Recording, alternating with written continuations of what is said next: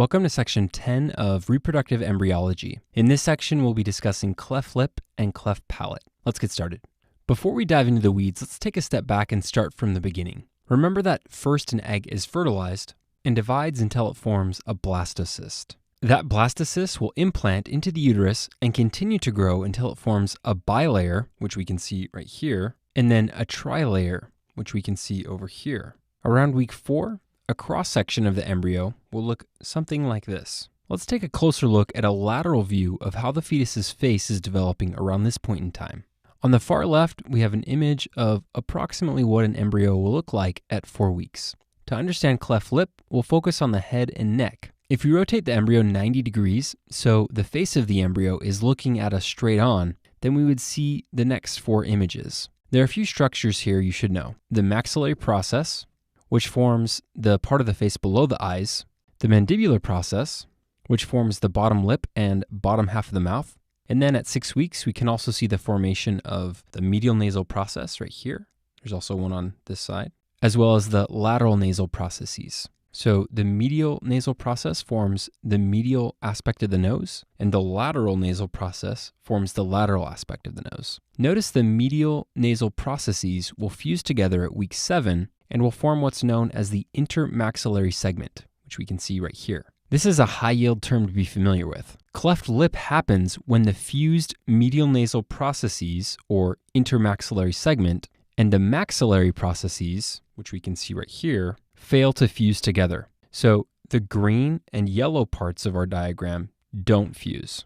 Here we have a portion of the image shown on the last slide on the left, as well as a cross-section through the mouth on the right. With the right image, we've removed all of the structures inferior to the roof of the mouth, which is nice because it allows us to see the developing lip and palate from a different angle. With this perspective, you can see the developing primary palate towards the top of the image right here. Also notice that we can see a glimpse of the fused medial nasal processes, which are behind the lateral palatine shelves. And the lateral palatine shelves are just the inner surfaces of the maxillary processes. So notice that we've shown the maxillary process on the left in yellow right here. And we've also shown the lateral palatine shelves in yellow right here because these are just the inner surfaces of the maxillary processes. So for step 1, you need to know that when the maxillary and merged medial nasal processes fuse, they form the primary palate.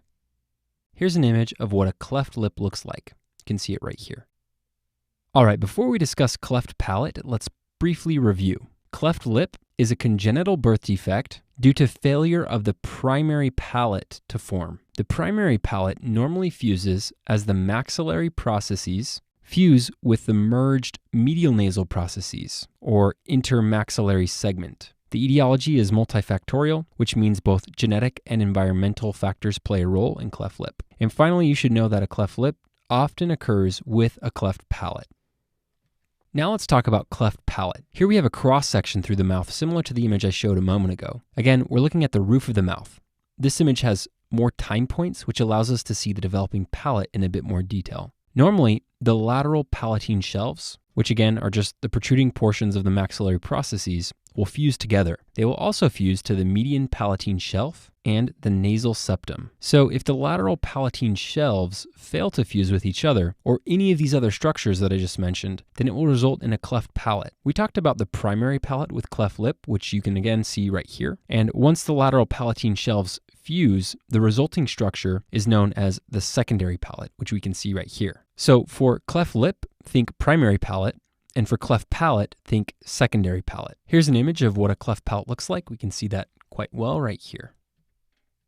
So in summary, cleft palate is a congenital birth defect due to failure of the secondary palate to form. The secondary palate normally forms as the lateral palatine shelves fuse together along with the nasal septum and median palatine shelf. Just like with cleft lip, the etiology is multifactorial, and it often occurs with cleft lip. All right, now that we've covered the information, let's review with a question. A 21-year-old pregnant female presents to the physician for an ultrasound during the 2nd trimester of pregnancy. After thorough evaluation, the mother is informed that her child may have a cleft lip. If the child is born with a cleft lip, what process will have failed to fuse with the intermaxillary segment? A, frontonasal, B, lateral, C, mandibular, or D, maxillary? Okay, hopefully from the question stem you notice that this fetus likely has a cleft lip, discovered on ultrasound. Cleft lips are due to failure of fusion of the intermaxillary segment and the maxillary process, which means choice D is correct.